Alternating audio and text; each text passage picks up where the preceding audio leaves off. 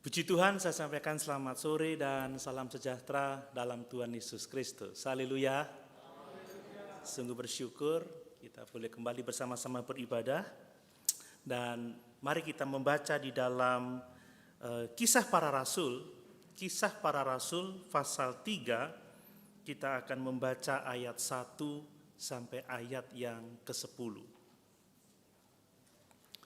Kisah Rasul 3 ayat 1 sampai ayat yang ke-10.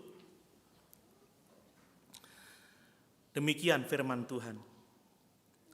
Pada suatu hari menjelang waktu sembahyang, yaitu pukul 3 petang, naiklah Petrus dan Yohanes ke bait Allah.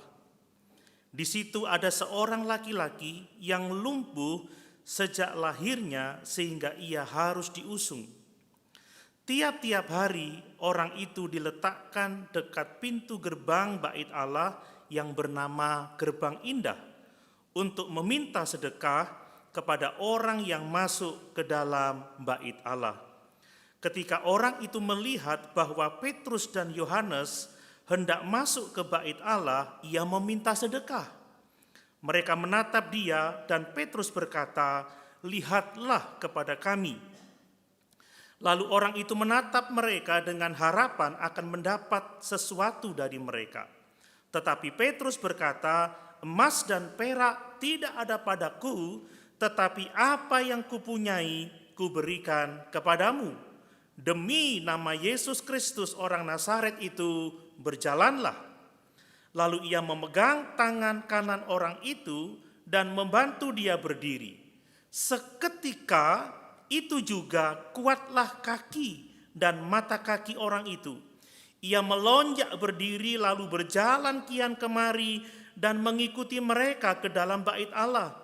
Berjalan dan melompat-lompat serta memuji Allah. Lalu mereka mengenal dia sebagai orang yang biasanya duduk meminta sedekah di gerbang indah bait Allah, sehingga mereka takjub dan tercengang tentang apa yang telah terjadi padanya. Haleluya. Puji Tuhan. Bapak Ibu Saudara yang dikasihi oleh Tuhan, sore ini kita akan belajar tentang sukacita keselamatan. Bapak Ibu bersukacita karena keselamatan itu? Amin. Bapak Ibu bersukacita karena Tuhan sudah mengaruniakan hidup yang kekal? Amin. Kita harus bersukacita.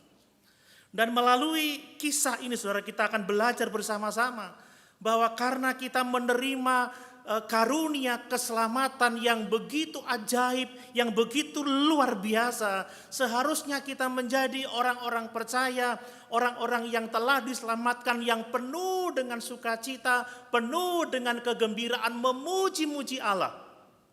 Sehingga sukacita kita, pujian kita, kegembiraan kita itu menjadi kesaksian bagi orang-orang yang ada di sekitar kita, sehingga mereka boleh membuka hatinya terhadap Injil Yesus Kristus. Amin.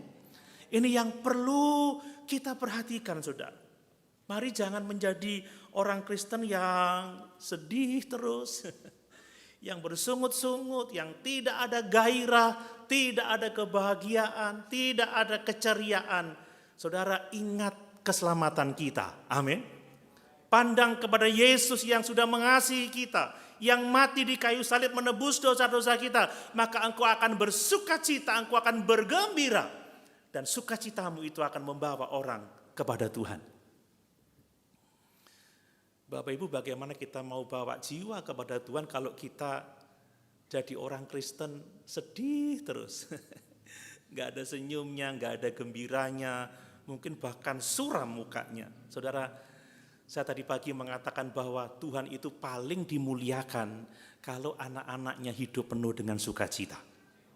Mungkin saat ini kita masih mengalami pergumulan, kita hidup dalam berbagai macam persoalan, tetapi ketika kita memandang Yesus, kita memiliki sukacita sejati, sukacita yang tidak diterima dari dunia ini, tetapi sukacita karena keselamatan jiwa. Bapak Ibu, para rasul itu menderita loh ya. Tidak hanya menderita karena kekurangan, tetapi menderita karena aniaya, tetapi mengingat keselamatan yang besar itu, mereka bersukacita di dalam Tuhan. Mari kita mau belajar bersama-sama, karena kita sudah diselamatkan oleh anugerah semata. Oleh karena karunia yang ajaib itu, mari kita bersukacita dengan sukacita yang meluap-luap, sehingga orang lain boleh melihat keselamatan jiwa kita, dan kita bisa menuntun orang-orang di sekitar juga untuk datang kepada Tuhan. Nah, perhatikan saudara, ayat-ayat ini mencatat atau menceritakan tentang mukjizat pertama yang terjadi setelah hari Pentakosta. Mukjizat ini terjadi melalui Rasul Petrus dan Rasul Yohanes di dalam nama Tuhan dan Juru Selamat kita Yesus Kristus. Kita sudah membaca tadi pada waktu sembahyang kira-kira jam 3 petang, Yohanes dan Petrus dia datang ke bait suci. Dan di salah satu pintu gerbang bait suci yang disebut dengan gerbang indah, di situ ada seorang lumpuh yang lumpuh sejak lahirnya. Saudara, diperkirakan usianya sekitar 40 tahunan. Jadi sejak lahir lumpuh, 40 tahun lumpuh. Dan dia digotong oleh teman-temannya untuk meminta-minta sedekah. Pada waktu mereka melihat Petrus dan Yohanes lewat dan mau masuk ke bait Allah, maka seorang lumpuh ini berharap mendapatkan sedekah, saudara. Tetapi sungguh luar biasa, melalui dorongan Tuhan, Petrus tidak menawarkan harta, tidak menawarkan emas, tidak menawarkan perak karena memang mereka tidak punya. Tetapi Petrus, mereka menawarkan keselamatan di dalam Yesus Kristus. Amin. Terjadilah mukjizat yang luar biasa. Petrus berkata, emas dan perak tidak ada padaku, tetapi apa yang ada padaku akan kuberikan kepadamu dalam nama Yesus Kristus orang Nazaret itu. Berjalanlah engkau. Dan Petrus memegang tangan kanannya dan membantunya dia berdiri. Dan seketika, perhatikan saudara, seketika kuatlah kaki dan mata kaki orang itu. Seketika orang itu melonjak. Dia berjalan dan melompat-lompat mengikuti Petrus masuk ke dalam bait Allah. Sungguh hal yang sangat luar biasa. Saudara, apa yang terjadi ini adalah penggenapan dari Yesaya pasal 35 ayat 5 dan 6. Coba kita baca itu. Bahwa kesembuhan yang ajaib ini adalah penggenapan dari Yesaya 35 ayat 5 sampai 6. Saya baca untuk kita sekalian. Pada waktu itu mata orang-orang buta akan dicelikkan, dan telinga orang-orang tuli akan dibuka. Pada waktu itu orang lumpuh akan melompat seperti rusa, dan mulut orang bisu akan bersorak-sorai, sebab mata air memancar di padang gurun dan sungai di padang belantara. Amin. Sudah dinubuatkan dari Alkitab bahwa ketika Mesias datang, ketika Mesias sudah ditinggikan dan naik ke surga, dikatakan akan terjadi mukjizat-mukjizat yang luar biasa. Dan itu mulai digenapi sejak pelayanan Yesus. Coba saudara baca di dalam Matius pasal 11 ayat yang kelima. Matius 11 ayat yang kelima. Luar biasa dikatakan orang buta melihat karena pelayanan Yesus. Orang lumpuh berjalan, orang kusta menjadi tahir, orang tuli mendengar, orang mati dibangkitkan, dan kepada orang miskin diberitakan kabar baik. Mukjizat yang sangat luar biasa. Amin. Seorang yang lumpuh seumur hidupnya 40 tahun. Tetapi oleh karena pertolongan Tuhan, seketika kuatlah kaki dan mata kakinya. Dia bisa melonjak, berjalan, meloncat-loncat, memuji Allah. Dan melalui peristiwa itu saudara, Petrus mengkhotbahkan tentang kesembuhan orang ini, dan pada hari dia berkhotbah 2.000 orang bertobat, saudara. Saudara, kalau anak-anak Tuhan bersukacita karena keselamatannya dan itu bisa dilihat oleh banyak orang, saudara akan menarik perhatian banyak orang. Amin. Dan ketika dia tertarik, saudara, maka Tuhan akan bisa menolong mereka untuk mengarahkan mereka kepada Injil yang benar itu dan mereka beroleh iman dan diselamatkan. Bayangkan, dari kesembuhan seorang yang lumpuh ini, saudara, 2.000 jiwa dimenangkan. Itu luar biasa. Nah, saya mau menyatakan bahwa mujizat kesembuhan ini membuktikan bahwa Yesus itu adalah Mesias. Amin. Dia Allah yang berkuasa. Mujizat ini menunjukkan bahwa Yesus tetap terus bekerja melalui para rasul, dan bahwa kuasanya tetap sama. Sekalipun dia sudah naik ke surga, maka dia tetap bekerja dan namanya berkuasa saat dia masih ada di dalam dunia ini. Ini adalah salah satu mujizat yang dicatat oleh Petrus. Sebab di dalam pasal 2 ayat 43 dilaporkan tiap-tiap hari terjadi mujizat sehingga banyak orang dibawa kepada Tuhan. Saudara, kenapa Petrus memilih menuliskan Lukas memilih menuliskan mujizat ini? Sebab mujizat ini menuntun kepada pertobatan 2.000 orang. Dari 3.000 jemaat yang dimenangkan pada waktu Pentakosta ditambah 2.000 jadi 5.000 jemaat. Karena melalui peristiwa ini mulailah terjadi penganiayaan gereja, saudara. Tetapi intinya, saudara, saya mau menyampaikan bahwa keselamatan itu adalah anugerah Tuhan. Dan keselamatan harus membuat kita bersukacita, dan sukacita kita dapat dinikmati, dilihat oleh siapapun yang ada di sekitar kita. Dan itu seharusnya menjadi kesaksian untuk membuka pintu supaya Injil dapat diberitakan dan ada jiwa-jiwa yang dimenangkan untuk kemuliaan Tuhan. Mari, ada beberapa pelajaran yang sangat penting. Ya, saya akan mengemukakan dengan detail, ini penting karena ini juga berbicara tentang doktrin keselamatan supaya kita tidak keliru, saudara ya. Ada yang berpikir keselamatan itu adalah anugerah plus perbuatan baik, tetapi dari kisah ini kita bisa belajar bahwa keselamatan itu sepenuhnya anugerah Allah. Amin.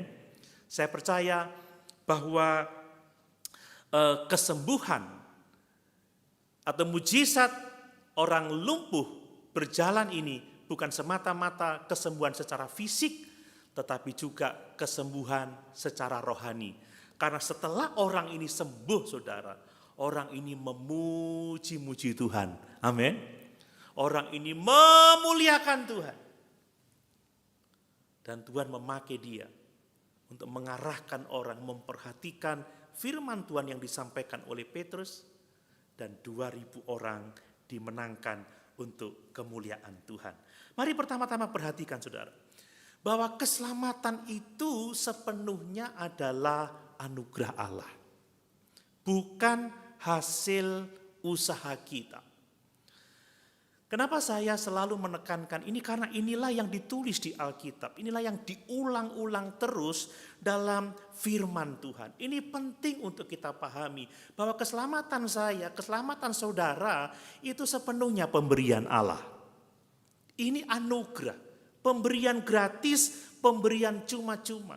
Tidak ada bagian kita yang dapat ditambahkan sebagai kredit poin untuk keselamatan kita. Kalau kita selamat hari ini, semua karena anugerah Tuhan. Amin. Semua karena pemberian Allah. Jadi keselamatan adalah tindakan Allah memberi kehidupan rohani kepada setiap orang yang telah mati oleh karena dosa-dosa dan pelanggarannya. Jadi kalau Tuhan tidak menghidupkan kembali orang-orang yang mati rohani ini, atau tidak memberikan kehidupan kepada orang-orang yang mati secara rohani, maka orang itu akan mati untuk selama-lamanya. Tetapi karena Allah bertindak dan mengambil keputusan untuk memberikan keselamatan itu, maka orang yang mati rohani diberikan kehidupan yang kekal. Amin. Ini anugerah. Saudara, semua kita dulunya adalah orang berdosa. Semua kita mati rohani. Kalau kita bisa percaya hari ini, kita bisa selamat, kita bisa menjadi Allah, itu semua karena Allah menyelamatkan kita. Sekali lagi, itu bukan hasil perbuatan kita. Saya mau menegaskan bahwa kesembuhan, mujizat, lumpuh berjalan ini saudara, tidak sekedar kesembuhan dari kaki yang lumpuh, tetapi ini berbicara mengenai bagaimana manusia yang lumpuh karena dosa, yang mati rohani, diselamatkan oleh anugerah Allah. Ini penting untuk kita pahami. Nah, mungkin ada yang bertanya, mengapa keselamatan itu anugerah? Kenapa tidak ada bagian dari kita yang dapat dijadikan kredit poin untuk keselamatan kita? Sebab semua manusia berdosa itu mati secara rohani. Mungkin kita dapat katakan kita lumpuh secara rohani. Kita tidak bisa berbuat apa-apa untuk memulihkan kondisi rohani kita yang telah mati itu. Kondisi rohani kita yang telah lumpuh itu. Perhatikan saudara, pria ini lumpuh selama 40 tahun sejak di dalam kandungan. Dia dilahirkan sebagai seorang yang lumpuh. Dia tidak bisa berjalan sejak dari lahirnya. Dan seorang yang lumpuh ini adalah gambaran sedih dari orang-orang berdosa yang lumpuh rohaninya. Yang mati rohaninya, saudara. Kalau orang ini bisa hadir di gerbang indah, di gerbang bait suci, bukan karena dia, tetapi karena ada teman-temannya yang menggendong dia atau menopang dia dengan tandu dan dibawa ke gerbang bait suci itu. Tanpa pertolongan dari teman-temannya, orang ini tidak akan bisa ada di gerbang bait suci dan meminta-minta sedekah. Jadi ini menggambarkan tentang bagaimana dosa itu telah melumpuhkan kita. Sehingga kita tidak mungkin, saudara ya, tidak mungkin kita bisa mengusahakan keselamatan kita sendiri. Ingat kata Paulus di dalam Roma pasal yang ketiga ayat yang ke-10. Semua orang telah berdosa, telah kehilangan kemuliaan Allah. Tidak ada yang benar, seorang pun tidak. Tidak ada yang berakal budi dikatakan. Tidak ada yang mencari Allah. Semuanya yang dikerjakan adalah kejahatan semata-mata. Jejak kakinya hanya meninggalkan yang namanya kejahatan. Namanya orang mati rohani, orang lumpuh rohani ya tidak bisa berbuat apa-apa. Itu sebabnya keselamatan itu adalah sepenuhnya anugerah Tuhan. Sepenuhnya karunia Allah. Nah, perhatikan juga bahwa orang-orang yang lumpuh rohaninya, saudara, ya seperti tadi saya katakan, tidak bisa menyembuhkan dirinya sendiri, tidak bisa menyelamatkan sendiri. Bagi orang lumpuh ini, saudara, tidak ada terapi yang bisa menolong dia untuk bisa berjalan lagi. Tidak ada. Tidak ada terapi. Atau mungkin tidak ada operasi yang bisa membuat dia berjalan. Tidak ada sama sekali. Dia tidak punya harapan untuk bisa berjalan. Sekalipun mungkin dia ingin berjalan, tapi karena dia lumpuh sejak lahir, dia tidak memiliki harapan untuk bisa berjalan lagi. Kalau sudah tidak bisa berjalan, ya untuk menopang hidupnya dia hanya meminta-minta. Ini yang terjadi. Dan ingat, Alkitab juga mengajarkan kepada kita bahwa semua orang telah berdosa, telah kehilangan kemuliaan Allah. Kita tidak bisa menolong diri kita untuk membangun relasi yang benar dengan Tuhan. Saudara, kita boleh saja mengembangkan diri kita boleh saja mengumpulkan uang dan membagi-bagi kepada orang miskin, kita boleh melakukan mungkin resolusi tahun ini, tetapi dari semua yang kita lakukan akan sia-sia sebab kita tetap mati rohani. Kita tetap mati rohani. Kita tetap manusia berdosa, kita tidak bisa menghapus dosa kita dengan kekuatan kita sendiri.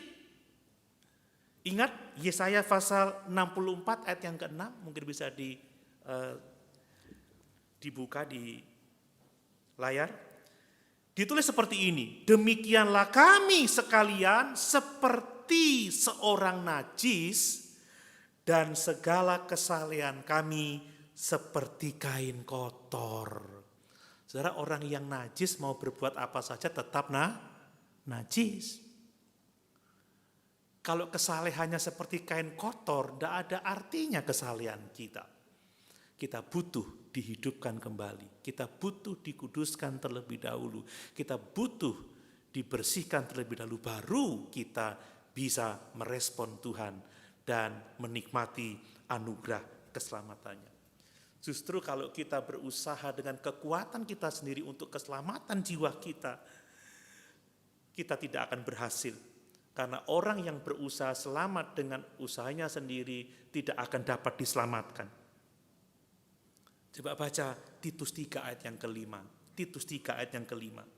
Pada waktu itu dia telah menyelamatkan kita, bukan karena perbuatan baik yang telah kita lakukan, tetapi karena rahmat-Nya oleh permandian kelahiran kembali dan oleh pembaharuan yang dikerjakan oleh Roh Kudus. Amin.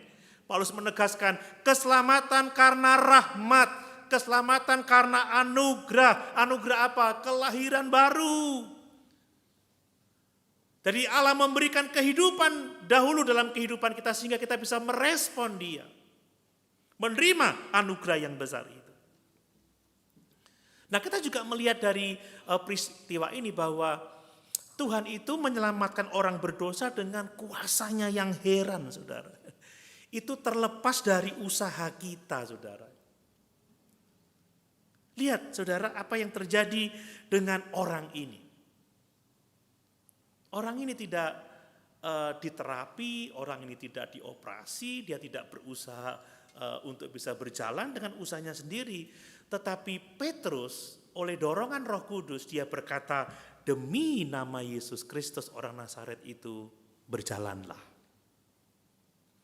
Kesembuhan orang ini adalah kesembuhan oleh karena kuasa dalam nama Yesus Kristus. Amin. Menarik sekali kenapa Petrus menambahkan nama Yesus Kristus dengan orang Nazaret itu.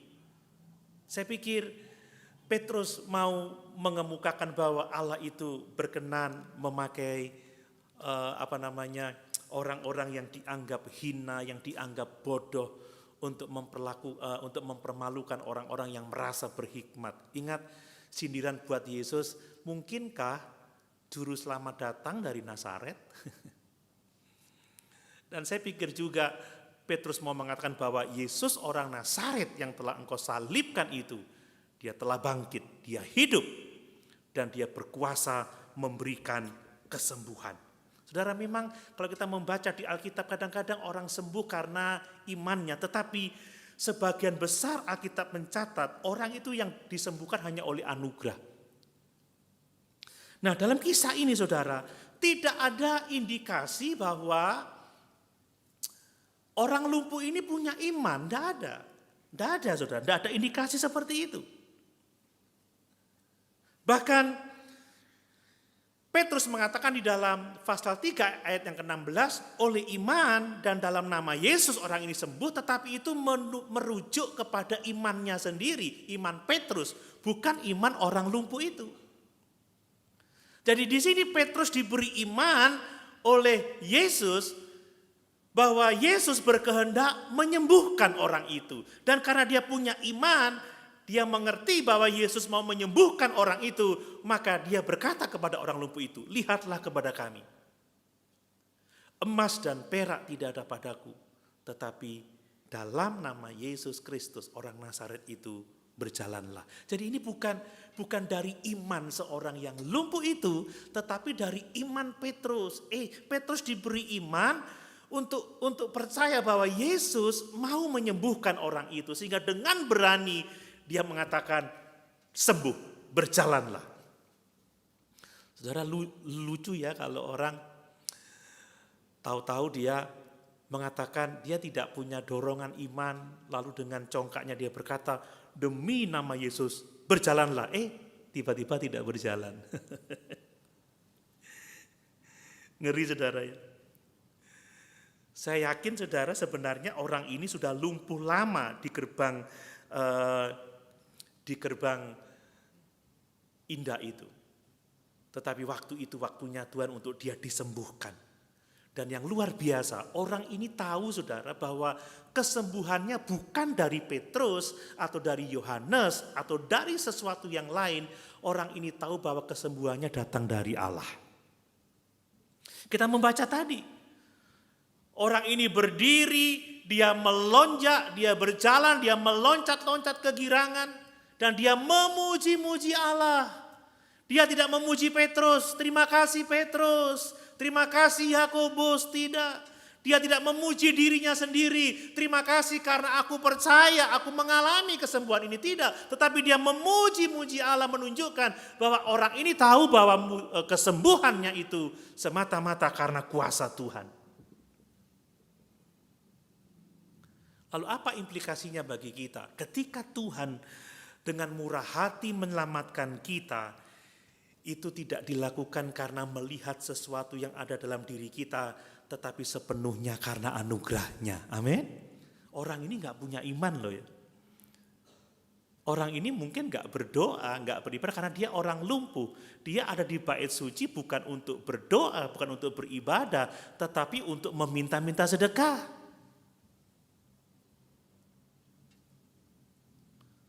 Jadi ini mengajar kepada kita bahwa keselamatan itu sepenuhnya anugerah Allah. Bahwa keselamatan itu terjadi hanya oleh kuasa Allah.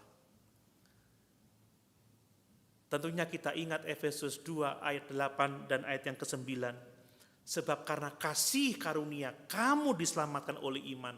Itu bukan hasil usahamu, itu bukan hasil pekerjaanmu. Jangan ada seorang pun yang memegahkan diri. Amin.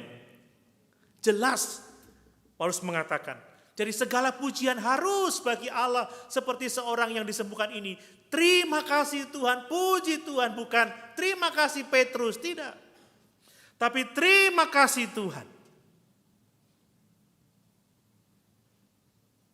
Ini anugerah yang sangat besar. Dan kita juga melihat di sini bahwa ketika Tuhan itu menyelamatkan jiwa kita, Dia selalu memberi lebih banyak dari apa yang kita harapkan.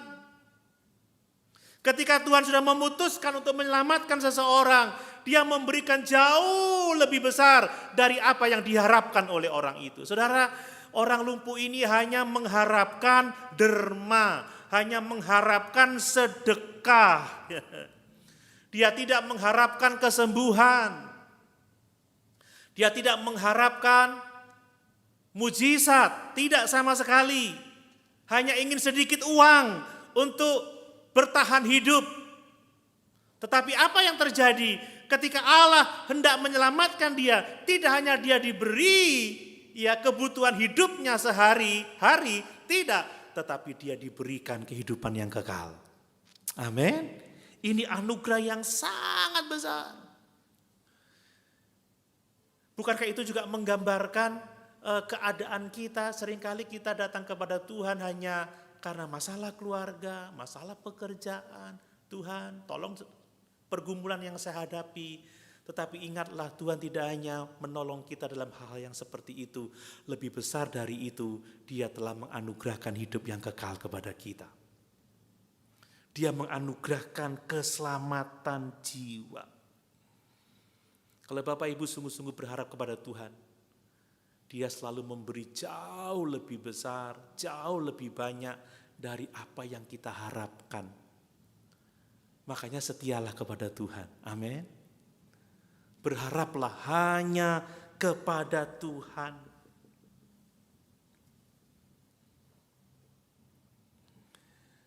Tuhan itu dalam kemurahannya memberikan anugerah yang sangat besar bagi kita.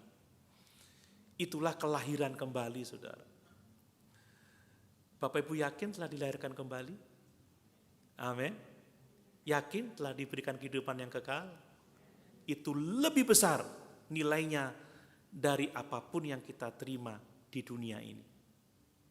Coba kita baca di dalam 1 Petrus 1 ayat 3 sampai 4. 1 Petrus 1 ayat 3 sampai 4. Demikian firman Tuhan.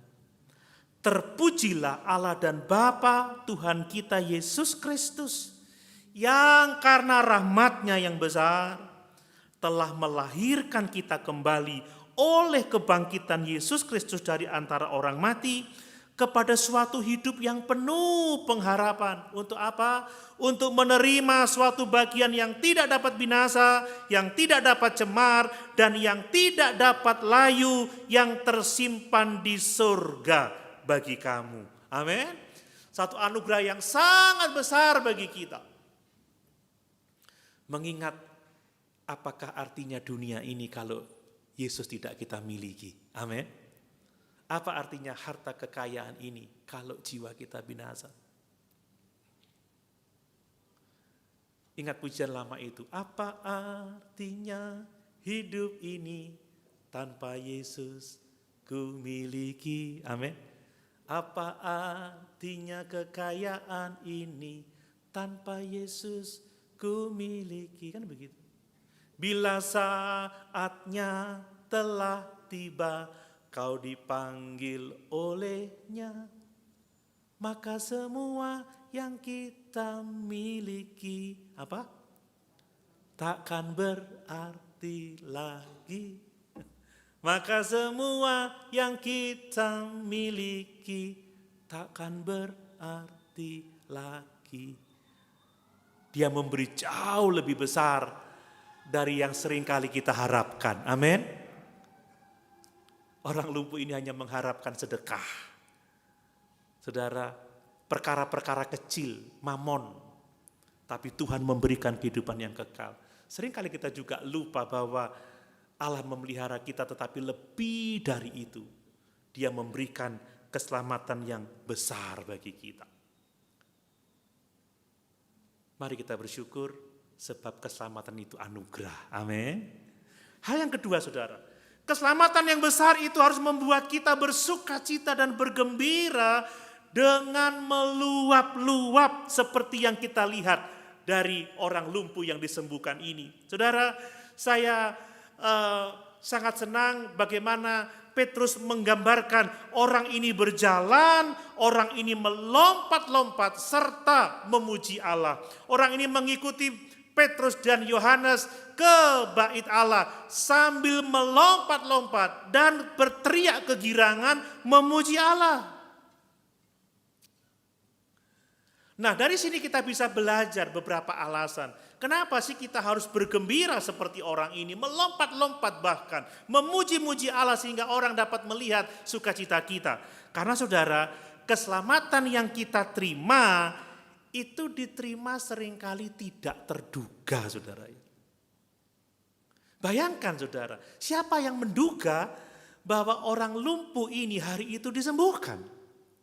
Bahkan saya yakin orang lumpuh itu sendiri tidak akan pernah menduga bahwa hari itu dia akan bisa berjalan. Dan tidak hanya berjalan tetapi melompat-lompat. Tuhan itu selalu mengejutkan kita. Amin. Saudara perhatikan, orang ini sudah bertahun-tahun, 40 tahun dia ada di gerbang indah, gerbang bait suci itu. Dan tentunya waktu Yesus dia ada di Yerusalem, Yesus sering kali ke bait suci untuk mengajar. Dan Yesus ada begitu banyak menyembuhkan orang yang sakit pada waktu itu. Tetapi orang lumpuh ini, perhatikan, dia tidak disembuhkan oleh Yesus. Ingat ya bahwa ketika Yesus ada di bumi ini tidak semua orang disembuhkan, termasuk orang lumpuh ini. Dan sebagaimana kita ketahui Petrus itu setelah Pantekosta bolak-balik dia ke bait suci. Bolak-balik dia ke bait suci untuk sembahyang. Saya yakin dia tahu orang ini ada di situ. Tetapi perhatiannya tidak tertuju pada orang itu. Tapi pada saat hari itu saudara, sekalipun Petrus tidak mengharapkan akan menyembuhkan seseorang. Tetapi tiba-tiba Allah dalam kedaulatannya memberikan iman kepada Petrus, mendorong dia untuk mengerjakan mujizat itu. Jadi itu terjadi tiba-tiba. Saudara, kalau saudara tidak pernah berpikir bahwa saudara akan disembuhkan secara ajaib, saudara sudah lemah, sudah putus asa, tiba-tiba ada satu momen saudara dipulihkan seketika, kira-kira bersukacita tidak? Halo? Bersukacita dong. Saudara, kalau orang sakit ketemu obat sembuh, itu sukacitanya tidak terkatakan. Ada loh tiba-tiba orang sakit dan tidak bisa pulih lagi. Seperti orang ini tidak punya harapan untuk berjalan, tapi secara tiba-tiba saudara, secara tak terduga, dia bisa berjalan. Tidak tunggu waktu lama, langsung meloncat-loncat. Saudara, seharusnya hal yang seperti ini, saudara, mendorong kita untuk mengucap syukur kepada Tuhan. Amin. Saudara, saya mau mengatakan bahwa ketika dia disembuhkan pada waktu itu, karena itulah waktunya Tuhan. Saya dilahirkan di keluarga Kristen, kakek saya pendeta, om saya, tante saya juga pendeta. Saya hidup di lingkungan gereja, saya juga rajin ke gereja. Saya mendengarkan khotbah, saya bermain musik juga. Saya mengajar sekolah minggu. Tetapi itu hanya rutinitas saja. Tapi sewaktu-waktu ada satu momen di mana Tuhan menjamah saya. Dia masuk dalam hidup saya dan memberikan keselamatan yang luar biasa. Amin. Mungkin ada orang-orang yang kita kenal, ya dia berdoa juga ke gereja rajin tapi belum benar-benar diselamatkan. Tapi tiba-tiba secara tak terduga orang itu diubahkan oleh Tuhan dari dalam hatinya. Sehingga kita melihat ada pancaran sukacita, pancaran damai sejahtera. Saudara, ada banyak loh orang-orang Kristen yang masih hidup di dalam dosa, masih belum bisa meninggalkan manusia lamanya. Masih lumpuh secara rohani, tetapi tanpa terduga, saudara, terjadi keselamatan. Makanya saya selalu mengucap syukur atas keselamatan jiwa saya. Saya dulu terhilang sekalipun saya beragama Kristen. Sampai pada waktu Tuhan menganugerahkan keselamatan kepada saya.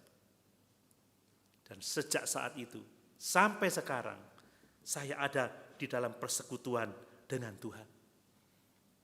Coba baca Mazmur pasal 126 ayat 1-3. Ini contoh, saudara, keadaan yang tak terduga. Ya, Mazmur 126 ayat 1-3. Nyanyian siarah. Ketika Tuhan memulihkan keadaan Sion, keadaan kita seperti orang-orang yang bermimpi. Apa maksudnya? Rasanya mimpi. Kami terpuruk, kami hancur, kami dalam belenggu penjajahan, tetapi tak terduga, tiba-tiba, tidak diduga-duga, tidak disangka-sangka, Tuhan memulihkan Sion. Dan pada waktu itu, saudara, mulut kita penuh dengan tertawa katanya. Lidah kita dengan sorak-sorai. Dan pada waktu itu berkatalah orang di antara bangsa-bangsa, Tuhan telah melakukan perkara-perkara besar kepada orang-orang ini. Tuhan telah melakukan perkara besar kepada kita, maka kita bersukacita. Amin. Bapak Ibu yakin sudah diselamatkan oleh Tuhan? Mana sukacitanya? Saudara, sewaktu saya pulang ke kampung halaman saya pulang sebagai seorang pendeta, kemudian dipercaya berkhotbah. Apa kata orang-orang? Doni jadi pendeta. Doni berkhotbah. Enggak rasanya. Tapi secara tak terduga Tuhan menyelamatkan saya. Amin. Kemudian kapan itu, saudara, waktu sudah mulai ada WA, ada apa, ada banyak medsos, ada teman saya yang melihat Facebook saya, kemudian dia mendapatkan nomor HP saya, kemudian dia telepon saya. Dia ngobrol sambil terkejut. Kamu Doni yang itu ya? Iya, kenapa emangnya? Kok lain? Apanya yang lain? Dulu tuh kamu udah ada ngomongnya deh, kaku. Tapi sekarang kok renyah ya kalau ngomong. Nah, kalau pendeta ngomongnya nggak renyah kan susah, saudara ya. Ada perubahan. Itu terjadi secara tidak terduga, saudara, seperti yang dialami oleh orang lumpuh. Tidak diduga, nggak dinyana. Tahu-tahu hari itu dia bisa berjalan, dia bisa melompat ke girangan, memuji-muji Allah. Itu yang seharusnya membuat kita mengucap syukur sama seperti dia mengucap syukur. Amin. Tapi kalau Bapak Ibu tidak merasa diselamatkan, ya memang susah mau mengucap syukur. Tapi kalau kita benar-benar tahu kita sudah diselamatkan, kita pasti mengucap syukur. Nah, kemudian Kenapa kita harus bersuka cita? Sebab ternyata keselamatan itu instan, saudara. Wow. Ada yang berpikir keselamatan itu adalah proses, artinya apa? Setelah beriman saya perlu melakukan perbuatan baik, ya untuk saya bisa diterima oleh Tuhan, bahkan kalau sudah mati pun didoakan, saudara. Mudah-mudahan diterima di sisinya. Bapak Ibu kalau mati mudah-mudahan diterima atau yakin diterima? Karena keselamatan itu instan, diberikan saat itu, saudara, free.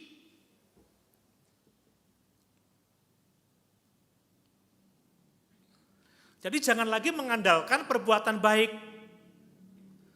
Karena orang yang berusaha selamat dengan perbuatan baik tidak akan pernah selamat. Justru dia melepaskan anugerah Allah yang besar itu. Perhatikan saudara, pria ini sembuh seketika. Ketika Petrus berdoa, demi nama Yesus Kristus orang Nazaret itu berjalanlah. Lalu dia mengambil tangan kanannya dan menopangnya untuk berdiri. Tiba-tiba kuatlah kaki dan mata kakinya. Dan seketika itu saudara, dia berjalan dan melompat-lompat. Tidak butuh waktu latihan. Kalau kita dirawat karena kecelakaan atau karena mungkin lumpuh karena apapun juga, setelah agak sembuh terapi berbulan-bulan sampai bisa jalan. Ini saudara 40 tahun loh nggak jalan, kakinya mungkin sebesar apa ya? Pasti kurus lah, kalau otot tidak digunakan pasti akan mengecil lah. Tapi tiba-tiba dan seketika itu juga dia bisa berdiri. Saya yakin ototnya mulai membesar dengan wow. Lalu pergelangan kakinya menjadi kuat dan dia berdiri. Saudara, kalau orang melompat butuh otot yang kuat tidak? Halo? Boleh saya minta jawaban? Butuh otot yang kuat tidak? Seketika dia kuat. Bayangkan. Melompat. Instan, saudara. Tidak hanya bisa berdiri, tapi segera berjalan dan melompat-lompat. Itulah cara Tuhan menyelamatkan jiwa kita. Kita dilahirkan kembali saat kita percaya. Kita dimeterai dengan Roh Kudus saat kita percaya. Kita dianugerahkan hidup yang kekal saat kita percaya. Tidak tunggu proses. Amin. Ingat Efesus 1 ayat yang ke-13, ketika kita mendengar Injil keselamatan kita, ketika kita percaya, kita dimeterai dengan Roh Kudus. Saat kita percaya, kita diselamatkan. Kita dilahirkan kembali, kita diangkat menjadi anak-anaknya, kita diampuni dari segala dosa kita. Itu terjadi secara instan, seperti orang lumpuh ini. Dari lumpuh sejak lahir, puluhan tahun, seketika berdiri, seketika berjalan, seketika dia bisa melompat-lompat.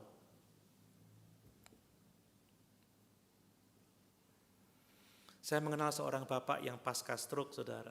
Butuh waktu berbulan-bulan untuk latihan, untuk bisa berjalan lagi, untuk bisa kuat lagi. Itu pun kekuatannya sudah sangat merosot. Tetapi orang lumpuh ini, secara instan, ototnya menjadi kuat. Amin. Mungkin orang terkejut dulu kakinya kecil kok sekarang besar ya. Itulah pekerjaan Tuhan. Amin. Kalau saudara anggap aja contoh ya, saudara bisa masuk ke gereja ini dengan lumpuh rohani. Seketika Bapak Ibu diselamatkan oleh Tuhan, Bapak Ibu bisa pulang dengan kehidupan rohani. Amin. Tidak butuh proses.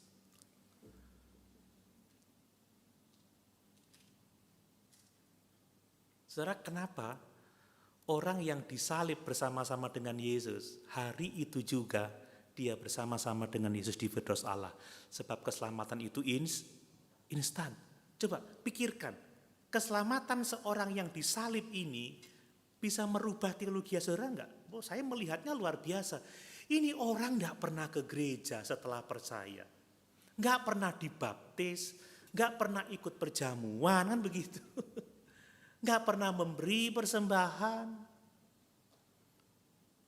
Enggak pernah juga berbuat baik kepada orang lain. Tetapi karena iman saat itu juga, dia masuk surga. Amin. Nah, seharusnya ini yang membuat kita bergembira. Saudara yakin? pasti masuk surga.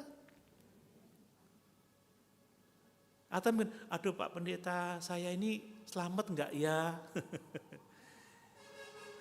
Kalau saya lihat KTP-nya, selamat enggak KTP-nya? Ada yang namanya selamat. Harus percaya. Begitulah Tuhan mengubah hati kita secara instan, saudara. Coba baca di dalam Roma 4 ayat 4 sampai 5. Kita dibenarkan hanya oleh anugerah, bukan karena pekerjaan kita. Roma 4 ayat 4 sampai 5. Kalau ada orang yang bekerja, upahnya tidak diperhitungkan sebagai hadiah, tetapi sebagai haknya. Tetapi kalau ada orang yang tidak bekerja, namun percaya kepada Dia yang membenarkan orang durhaka, imannya diperhitungkan menjadi kebenaran. Kita dibenarkan karena apa? Karena iman, karena percaya kepada Yesus, dan secara instan saudara kita dilahirkan kembali, kita dikaruniakan kehidupan yang kekal. Tuhan merubah kita mulai dari hati kita, memberikan kehidupan yang baru, sehingga kalau kita sungguh-sungguh percaya diselamatkan, kita tidak bisa tetap hidup sebagaimana kita sebelum diselamatkan. Amin, saudara. Setelah orang lumpuh ini sembuh, dia tidak bisa kembali pura-pura lumpuh dan kemudian meminta-minta lagi. Tidak. Setelah dia dapat berjalan, dia tidak akan meminta-minta lagi. Dia harus belajar untuk bekerja. Dia harus belajar untuk mencukupi dirinya dengan bekerja, bukan dengan meminta-minta lagi. Kesembuhan yang dialami oleh orang lumpuh ini memberikan kepada dia tanggung jawab untuk bekerja. Tidak boleh hidup sama pada saat dia masih lumpuh. Demikian juga kita yang percaya kepada Tuhan tidak boleh hidup sama seperti saat kita sebelum percaya. Kalau kita telah dibebaskan dari dosa, kita tidak boleh hidup di dalam dosa lagi. Amin. Kalau kita diberikan identitas anak Allah, kita tidak boleh hidup secara duniawi.